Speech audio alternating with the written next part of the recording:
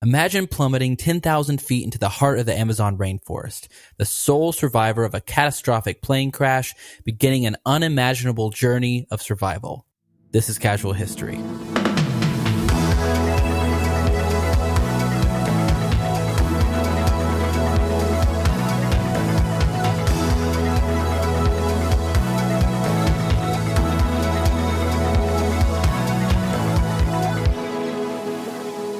Welcome back to another episode of Casual History. My name is Jacob, and I have my co-host, as always, Jeffrey, here with me. And today we are diving into yet another survival story. So I hope you're ready for this, Jeff. I'm so ready, and I'm excited because this has all of my favorite things just from listening to the cold open. We got Soul Survivor, we got Survivor Story. I used to watch Discovery all the time. You and I both know we used to watch Survivor Man and Bear Grylls. Okay? Dude, that and Mythbusters, man. Dude.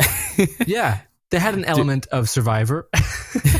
not the same, but just the History Channel in general. Big right. fan. Well, the TV show as well, Survivor. So this is like the real life version of that. It's got the Amazon rainforest, which I'm a huge fan. Love your work. Yeah, I'm really excited about this podcast. Before I hand back off the reins and we jump in fully, I do want to say off the bat, check us out on social media at Casual X History. It's everywhere you can find a podcast. That's our name, casualxhistory.com. We're on YouTube, TikTok, Facebook, Instagram, the works. Please give us a like, rating, and review if you enjoy the podcast. We're about to hit our 100th episode, which is really exciting. So we're ready to go. I'm excited about where we are as a podcast and where this story is going to head. So also, just something I definitely don't want to skip over is we also have blogs coming out on our website too. So if you're sick of hearing our voices, don't worry, we got you covered. You can read some of these stories and little excerpts that we have on our website at casualxhistory.com. Diving in, though, to this story, Jeffrey, this one blew me away, and I like that you've heard about this before. You have mentioned that this is something that is semi-familiar. Yeah, it is. I've seen not a full-on documentary, but maybe a 10-minute YouTube video about the girl who survived.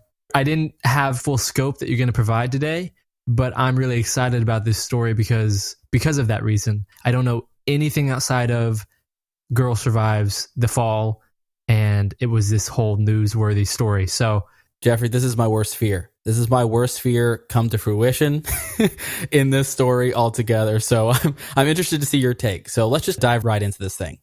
Juliane Koepcke's life was intertwined with mysteries of the Amazon rainforests, was poised to take an unimaginable turn on Christmas Eve, 1971. So look at us, a Christmas pod, Jeffrey, just in time for the holidays. Yeah, this is great. This is like the version of Die Hard where we say it's a Christmas episode when it really isn't a Christmas episode. Just because it mentions Christmas Eve. Just on Christmas. Right. So, born to German zoologists in Lima, Peru, her childhood was a tapestry of experiences in one of the world's most diverse ecosystems. Both her parents had worked at the Lima National History Museum until 1968, when they finally decided to pursue their scientific fieldwork in the Amazon jungles. How cool of a job is that, number one? Would you ever take a job like that, like literally setting up an outpost in the middle of the rainforest? I plan to. You plan to? Okay, this is new news. Is this where you're going? This is your next move? I wouldn't say it's going to be a move, but it's a dream and a need for my soul. Like, I really want to spend an extended amount of time a part of some wildlife reserve, helping out how I can for the pure want of it. That's your bucket list. When they decided to finally pursue this and actually go into the Amazon jungle and set up this outpost, this research center, this obviously brought a unique upbringing to Juliane's life. It also made her deeply connected with nature, and she had a really clear understanding of its unpredictability. Her parents' research station, which named was Patagonia, in the heart of the Amazon, was more than just a home. It was a classroom where Juliane learned lessons that no conventional schooling could offer. In her own words, Juliane describes her upbringing as one where safety was never a given, even in the most familiar settings. This perspective, with a respect for the unpredictable nature of the wild unknowingly prepared her for the challenges far beyond the ordinary. So this really does set up her life. And so in learning a little bit more about her story, imagine that your parents set up a outpost in the rainforest, and for a while, that's your school, Jeffrey. That was what she experienced right off the bat. Yeah, I'm sure it gives you a different perspective on how to live with the earth and how to be self-sufficient, which is really important. How could it not, man? Like getting out in the middle of nature in that way would be super great, and like just understanding Earth. Sounds dumb. Go camping more. Yeah, I do. I probably need to go camping a little bit more. You're like, wow, nature. Wow. What is this like? What is it like to be out in the earth? Between that and our Nature Sounds podcast, I think we're going to have this covered. I think we're going to fill in those gaps for us. So that was her first beginning of her schooling. Actually, in Peru, they made it mandatory that she had to go to some sort of regular schooling later on. And so she did ultimately end up in a school in Lima, Peru. So Juliane, who is 17 at this time, and her mother boarded the Lanza Flight 508 amid reports of potential thunderstorms. So I know I'm already setting you up a little bit, Jeff, but just to give you some context, after reading this story, one of the first things that it mentioned in the research was Lanza is known for not having a good safety record. I think the saying was, and I quote, "Lanza lands on its belly." Already not a great situation, but this was after her graduation, and the only flight that they could take was on Christmas Eve. They really didn't have a choice, but they went ahead and boarded this, even despite the looming inclement weather. Juliane and her mother, seated together, could not have anticipated the events that would unfold about an hour into their flight. As the aircraft flew over the expanse of the Amazon rainforest and encountered an intense thunderstorm, a common yet formidable challenge in this region. The flight's progression through this storm marked the beginning of an unimaginable ordeal for Juliane, and one that would test the limits of her resilience and her survival instincts. So here comes a direct quote from her describing the events that would come next. "The storm begins to shake our airplane as if it's a plaything. People cry out as objects fall on their heads from the open overhead lockers. Bags, flowers, packages, toys, and wrapped gifts rain down hard on us. Sandwich trays and bags soar through the air. Half-finished drinks pour on heads and shoulders. People are frightened. They scream and start to cry. Hopefully all of it will be okay," my mother says. I can feel her nervousness, while I myself am still pretty calm. Yes, I begin to worry, but I simply can't imagine that. Then I suddenly see a blinding white light over the right wing. I don't know whether it's a flash of lightning or an explosion. I lose all sense of time. I can't tell whether this lasts minutes or only a fraction of a second. I am blinded by that blazing light, while at the same time I hear my mother saying quite calmly, "Now it's all over." These will be the last words I ever hear from my mother. Today I know that was the moment that she had already grasped what would happen. I, on the other hand, have grasped nothing at all. An intense astonishment comes over me. Now because my ears, my head, and my whole body is completely filled with the deep roar of the plane, while its nose slants almost vertically downwards. We are falling very fast. But this nosedive too, I experienced it as if it lasted no longer than a blink of an eye. From one moment to the next, people's screams go silent. It's as if the roar of the turbines has been erased. My mother is no longer at my side, and I'm no longer inside the airplane. I am strapped to my seat, but I am alone. I was outside in the open air. I hadn't left the plane, but the plane had left me. So pretty terrifying stuff to read. That's what struck me the most, was like, this isn't just a secondhand, hey, this is what we think happened. You can only imagine what raced through her head during those moments. This is literally word for word, like from her book. So she ends up writing a book about this overall, and this is a clear excerpt of what she remembers. Yeah, I just looked up the Lockheed L-188 Electra. Yeah. Doesn't look great. No, it does not. And again, a terrible reputation.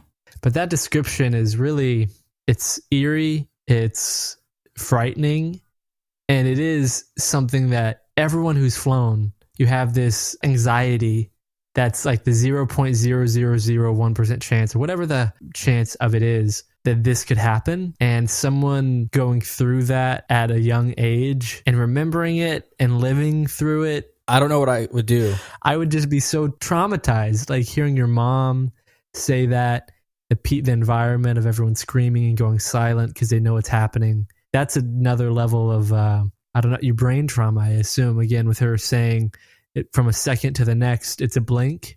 I would hope that's her brain going, you don't need to remember this. You don't need to know what happened here.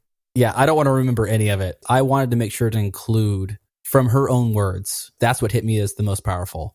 I can only imagine. I am afraid of turbulence. I hate it. This just obviously just instills that new fear into me. And I never want to take a propeller plane. Sorry, no thanks. If I can avoid it, I will. I'll take a boat. I'm fine on the ground.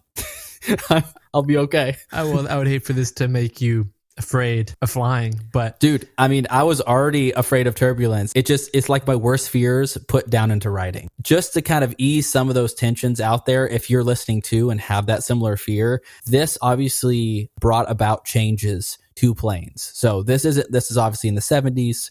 At the time, I believe this was like the deadliest airplane crash or incident in history at this moment. So this definitely changed like safety protocols and things moving forward. So it's not like we're still flying in the exact same planes and we're like, well, you're still taking that same chance. That's definitely not the case today. Juliane likely was the only one in her row wearing a seatbelt, spiraled down into the heart of the Amazon totally alone. She was in free fall, strapped to the seat bench and hanging head over heels. The whispering of the wind was the only noise I could hear. Again, quotes directly from her book. I could see nothing but the canopy and the jungle spinning towards me. Then I lost consciousness and remember nothing of the impact. But she would end up falling 10,000 feet, Jeffrey, strapped to this chair. Wow. So hurtling towards the ground, Juliane registered that the densely packed treetops looked like broccoli heads, and it was the last thing she could recall thinking of before she woke up the next morning on the rainforest floor. Her sleeveless dress torn and her glasses missing. God, if that's the only thing that happens, like a miracle, absolute miracle. I can't believe it.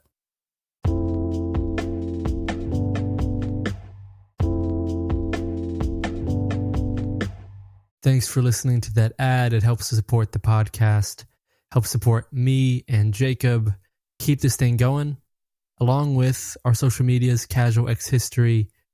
But we're jumping into the story of Juliane and how she survived a 10,000-foot fall. That's where we left off, into the Amazon rainforest, with her last thought being, this looks like broccoli.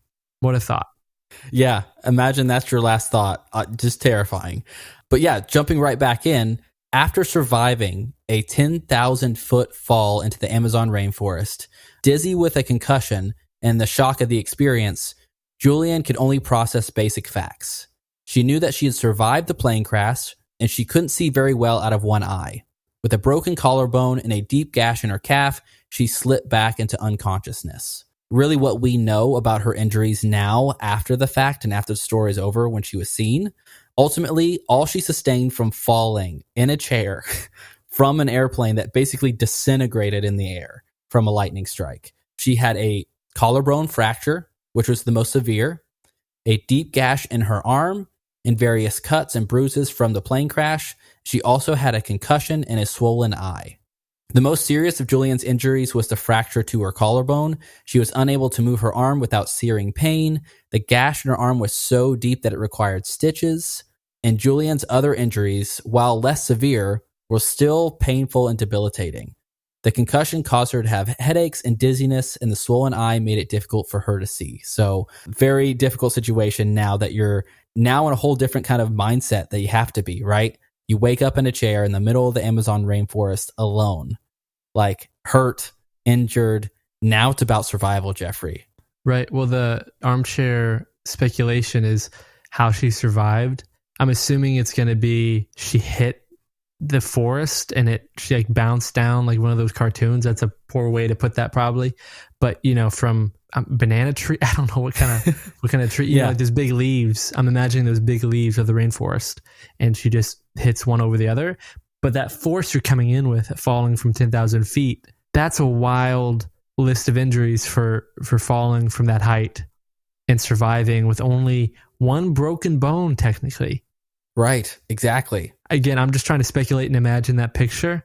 You're falling through the air, whether her chair hits the canopy first, takes the brunt of it, and then she obviously bounces down to the ground. Yeah, there's a couple theories that are around that, which that was my pull as well, was how the heck do you survive that? The couple theories are there was an updraft that helped, right? As she was falling through with the chair, that there was more drag because it wasn't just her alone, it was her with her seats.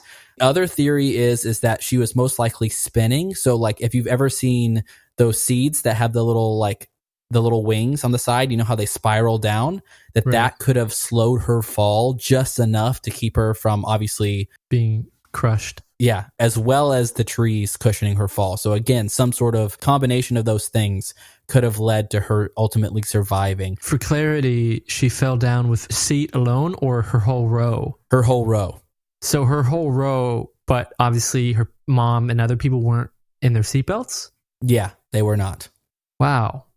Yep, and she was the only she was strapped in. She was the only one wearing her seatbelt, and she brought the whole row with her. You're saying the thought, I didn't know this. The thought is literally that the plane like exploded of sorts with the lightning strike, and it somehow tore or it broke apart. Yes. From the lightning strike, and so her whole row detached and she sucked fell out of through the air. Sucked out of the plane. Yep. Completely. So literally flew through this thunderstorm. Lightning bolt hit the side of the plane, obviously caused damage enough to rip some of that open. It started to nosedive. Then as it nosedived, it started to fall apart in the air. And so she got sucked out by that pressure. And that's how she ended up falling. Gotcha. Could not be more terrifying to describe it that way, but that's what happened. And can't believe that we're sitting here talking about a woman that is still alive. It blows my mind. But those are just a couple of the theories and the reasons that could have helped her, but also luck. Luck or divine intervention, you know? Oh, dude. I mean, if you don't land seat down, it still doesn't matter. It doesn't matter that you were spinning. It doesn't matter that there might have been an updraft slowing your fall. It's still 10,000 feet. And so, as you can imagine, from those injuries, it took about half a day for her to finally get up from her seat, coming back from consciousness. At first, she set out to find her mother, but was unsuccessful. On the way, however, Juliane came across a very small well. Although she was feeling hopeless at this point, she remembered her father's advice to follow the water downstream, and that's where the civilization would be. So she decided to take her father's advice and find the nearest stream that she could, and she just began walking down the riverbank, hoping that she would run across, fishermen, some sort of life.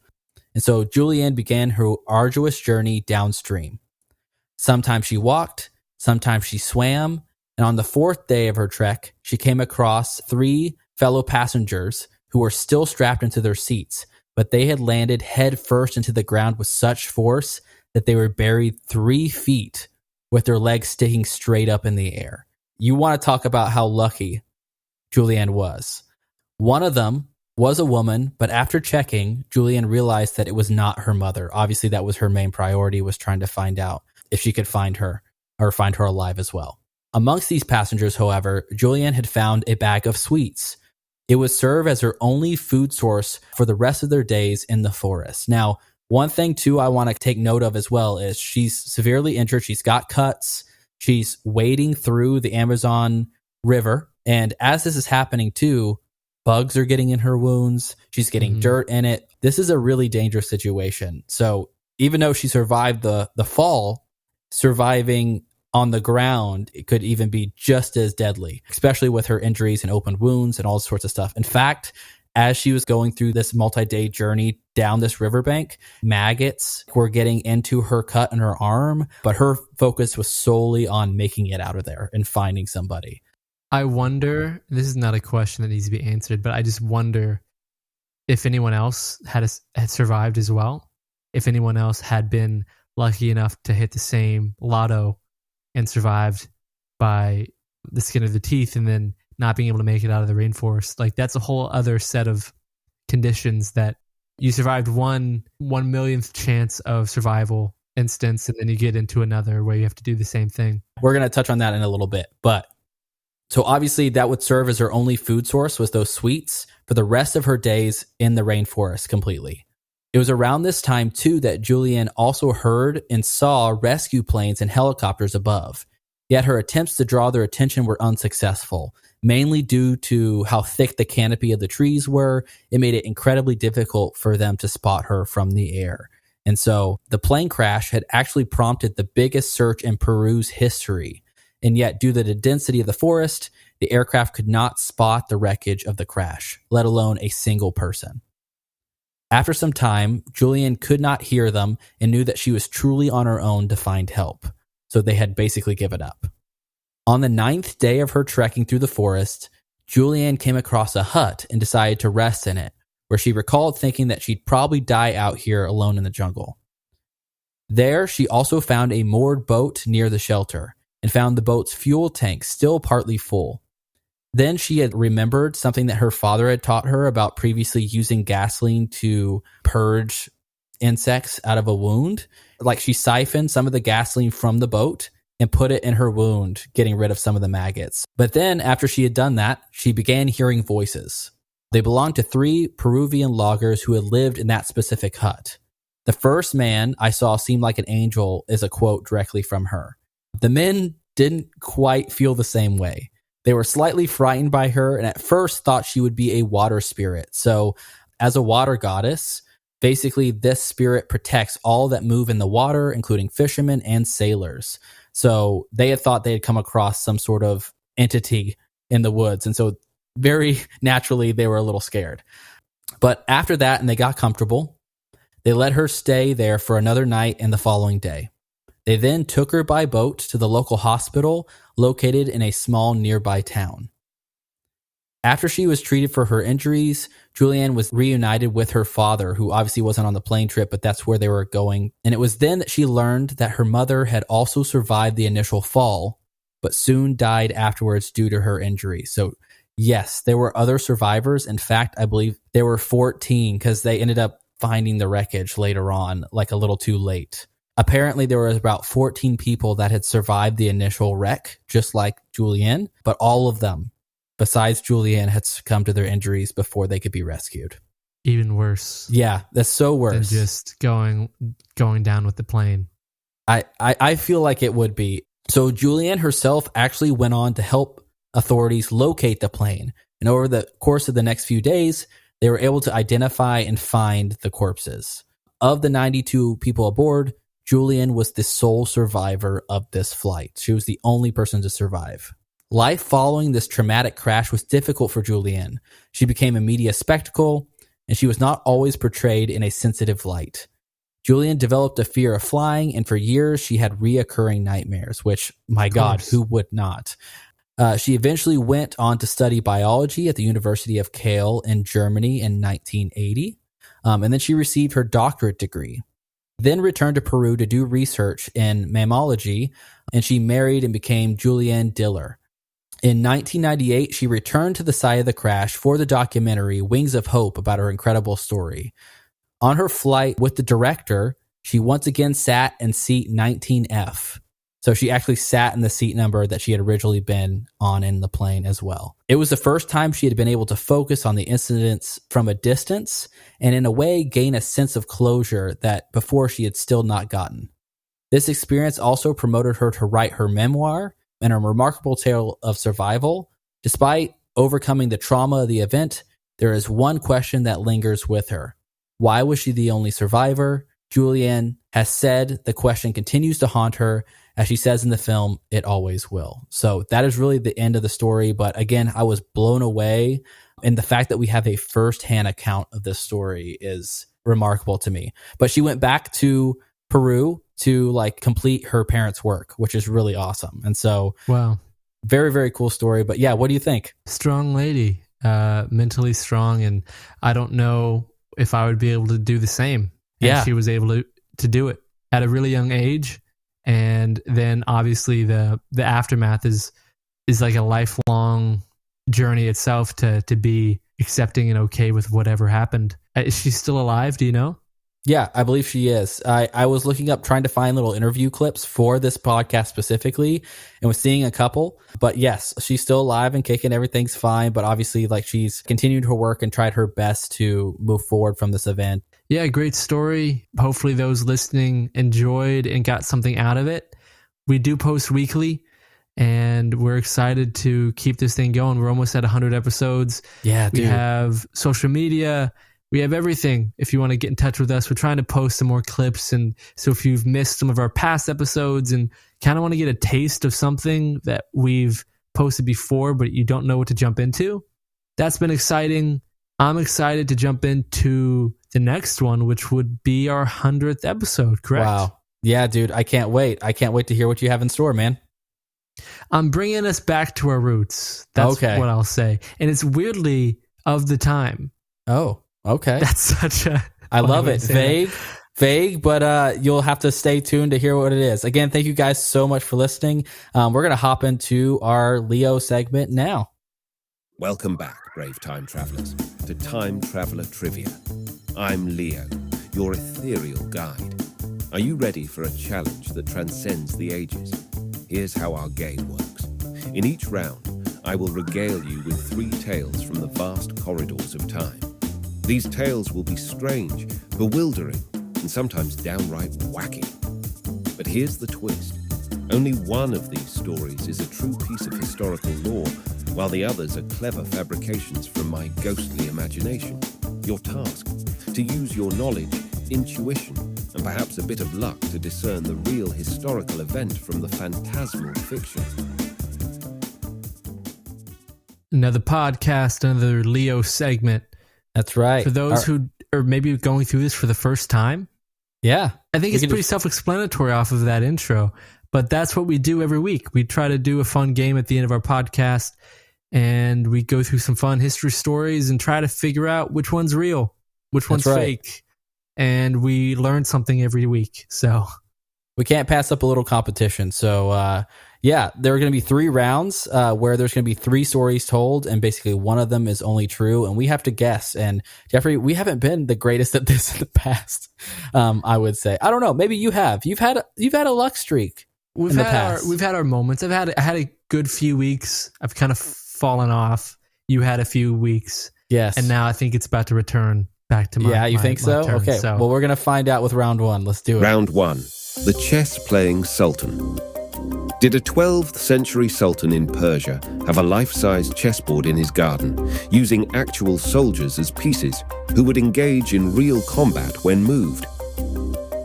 The Queen's secret code. Did Queen Elizabeth I create a secret code language known only to her and her most trusted advisors, used for discussing matters of state and espionage? The incognito emperor. Was there a Roman emperor who would roam the streets of Rome in disguise at night to better understand the lives and concerns of his subjects? Okay, so between chess-playing sultan, Queen's secret code, which sounds very plausible, and the emperor one here, what's your feeling, Jeff? Do you have any? They all seem real here? to me off the bat, as most of these typically do. There's usually one out of every 3 that it's a bit more weird and off the cuff that Leo likes to throw in there that isn't at all realistic. Right. But these 3 all seem relatively real. So there's nothing that comes to mind outside of the chess-playing sultan reminds me of the end of the Harry Potter movie. I was about to say the exact same thing. I really want to pick it just for that reason alone. Yeah, which, hey, you do you go for it. I think the incognito emperor is interesting, but it's a bit... I mean, the Queen Elizabeth creating a secret code language only known to her and her most trusted advisors seems fun. What do you think those codes were, Jeffrey? If that's true, what do you think those codes were? Bring me another piece of pie. I don't know. I doubt she's calling war shots in secret coded language to her advisors.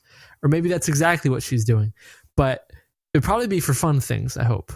I mean, you've also been pretty interested in like Roman history, as the meme goes around, about how often you think about it. But I know you've read a little bit and know even more about that subject than I do. So does that seem like something Roman emperors were even interested in? Hey, let me walk amongst the people. Yeah. Yeah, the only one would be Marcus Aurelius, which is one of the big emperors that I just love. He's one of the only Roman philosopher and emperor at the same time. He lived into his 60s or so. But Marcus Aurelius, so this is a fun note if you didn't know this. He's the emperor in Gladiator that then hands over. Yeah, okay. Didn't know if you knew that. Oh, yeah.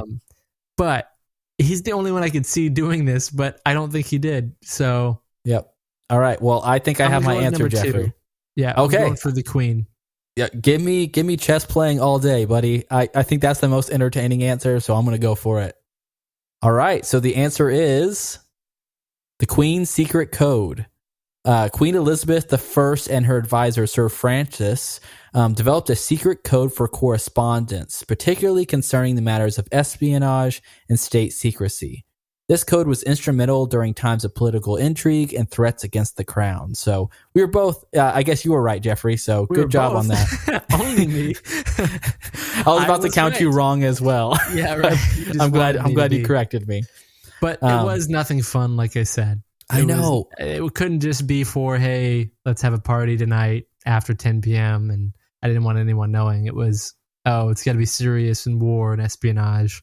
What's the point of being a king if you can't make people fight to the death on a chessboard that you make? What's the point? Yeah. What are you using that power for?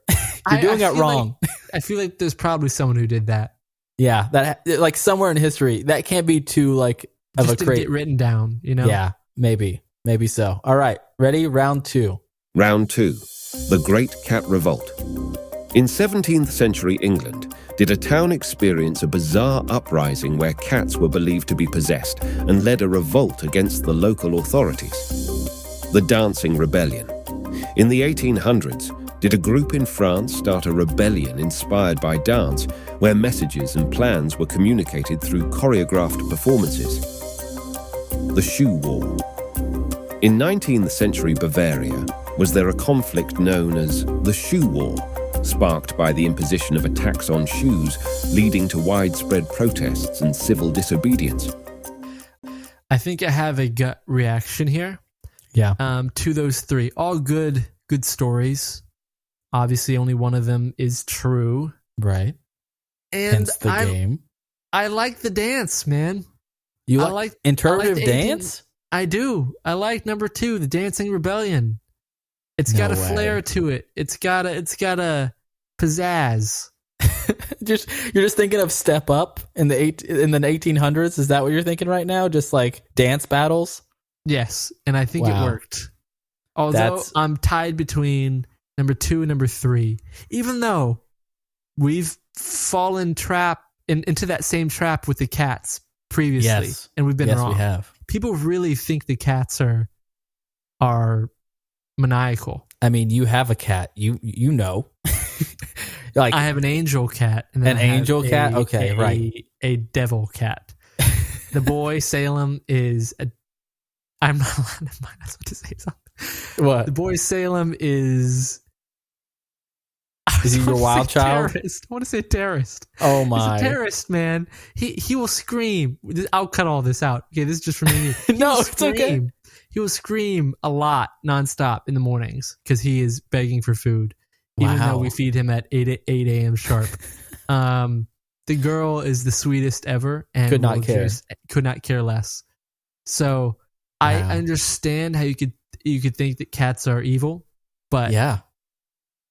I'm not falling for it. I'm going for the 1800s. Okay. I really don't have a clear answer.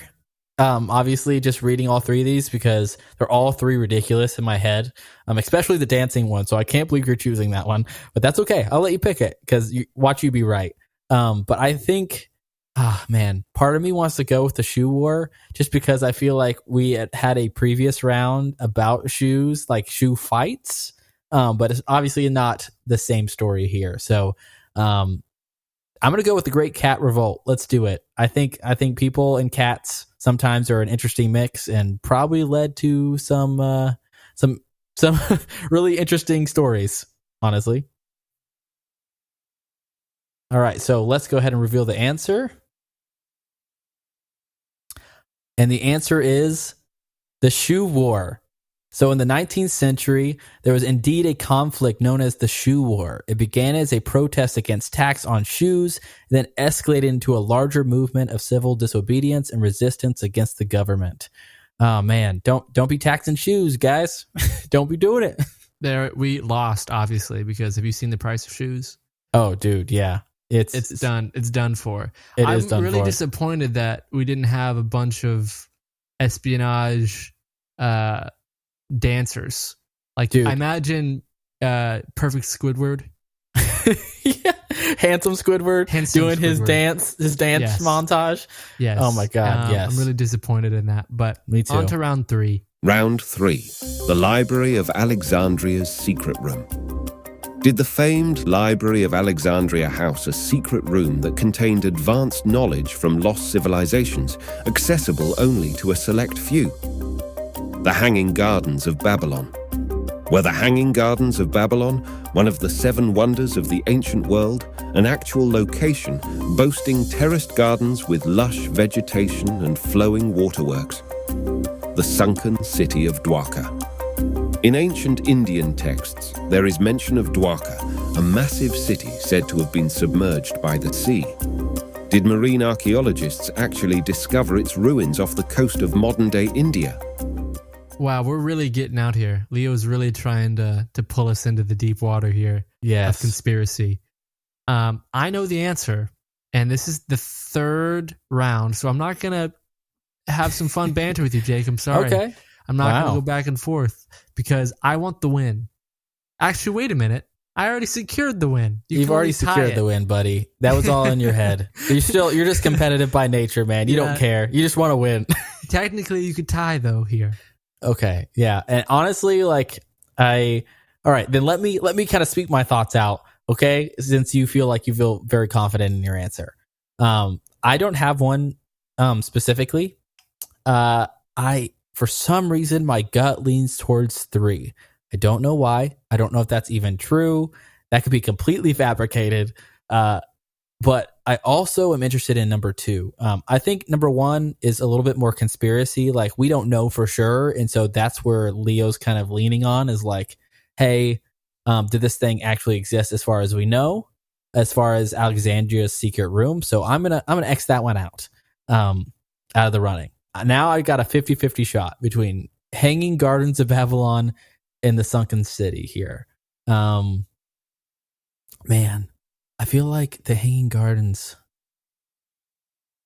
Let's actual just get location. To answers, yeah. I mean, here's the thing: you got 50-50.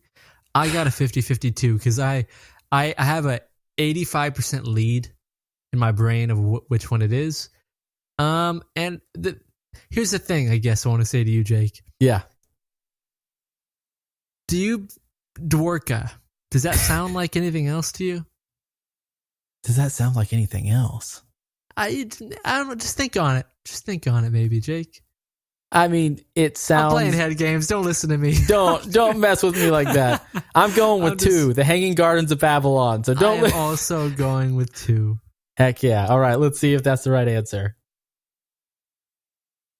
The Hanging Gardens of Babylon is true. Yeah. They were considered one of the 7 wonders of the ancient world. While their existence has not been definitely proven, descriptions by ancient writers and some archaeological evidence suggest they may have been real, featuring an astonishingly intricate irrigation system and lush vegetation. So look at that. I ended up picking the right thing. You were saying that the last one sounded like Atlantis. I know what you meant. Right. Yeah. But I do think there was a story that I almost did a podcast on about like another sunken city off one of our coasts as well. When there was the Great Flood, you know? Yeah. But me just there was a lot when the Great Flood happened. The Great Flood. Yeah, the second one I wanted to do a podcast on, and I think it still would be a really interesting podcast because there's differing opinions on whether it was real or they found existence of the Hanging Gardens of Babylon, but also the Civilization, the game. That game really gave me a lot of knowledge on the Seven Wonders because pretty crazy. It used to be the big part of the game in Civilization where you had to build these wonders to get these certain powers or these level ups. So just me throwing that nerd knowledge out there for you. But yeah, another week in a row. I won last week, didn't I, Jake? I think so. Don't make me say it. You. Don't make me say it out loud. I think I might have the wins with me on this one, Jake. Oh man. Well, don't worry. A change's coming. We have more podcasts to go. This is not the end of this lifelong battle. Eventually, we're gonna have to sit back and like add up and tally up the wins versus losses just to see overall who has won the most. Because you're right. You started off when we started this game. You had a super hot streak for a while, and then I came in and swooped in for a bunch of wins, and so. Now it sounds like the season of Jeffrey is back, but we're going to see. I'm going to try to stop it at all costs. Before we sign off, another great idea that I want to add to the list. And then we'll do our sign off. Number 1, I want a rainfall backdrop casual history podcast. Yes. That would be amazing. Number 2, I just had this idea and I want to add it to the list. Okay. A running counter of the Leo game wins on our website. Ooh, I like it. Just me and you. Yeah, it is just our global scorecard because we care. No one else will check it. Not one soul will look at that page. But it will be so funny though. Like it's like the largest thing on the front home screen. It's just like Jeffrey. Numbers. Yeah, just numbers, just clear cut scoreboard. I love that idea, and we should definitely implement that. When we do, I'm going to put it out there. I'm going to go let everybody know, and I'll post about it. So great. Be on the lookout. Perfect. Well, thank you everyone for listening to another episode of Casual History. We will be back next week with our 100th episode. We're super excited. Thank you for making it this far. If you have, make sure to give us a rating and review. Find us on social media, Casual X History. We'll see you next week. See you next week.